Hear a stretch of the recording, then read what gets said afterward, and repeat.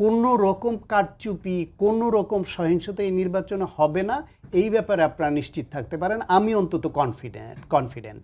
সেই ক্ষেত্রে যদি তাদের অ্যাপ্রোচ মানুষ গ্রহণ করে, তাদের কি ক্ষমতায় আনবে যে হ্যাঁ ওরা যেটা চায় দেশের জন্য এটাই ভালো, আমরা ওদের নির্বাচিত করি, ওরা সংসদে গেলে এই আইন পাশ করবে এবং ভবিষ্যৎ বাংলাদেশ এরকম পাবো।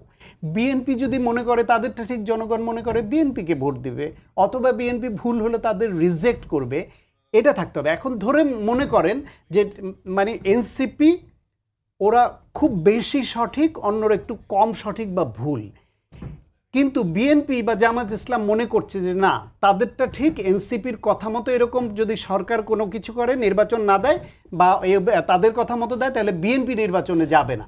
তখন কি হবে? এখন একজনের মত না মিললেই আরেকজন যদি বলে দেয় আমি যাব না, সেটা আর একটা বিষয় আছে। এই যে জামায়াত ইসলাম নতুন করে আবার মানে নিম্নকক্ষেও পিয়ার চাচ্ছে, এইটা দেশ ধ্বংসের আর একটা পদ্ধতি প্রয়োগের চেষ্টা।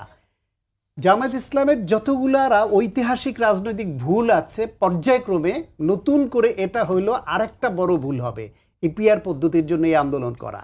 এবং ফাইনালি তারা এখান থেকে আবার নাকে খত দিয়ে নির্বাচনও আসবে, এটা আপনি দেখবেন, এইখানেই দেখবেন, এই কয়েক মাসের মধ্যে আপনি দেখবেন।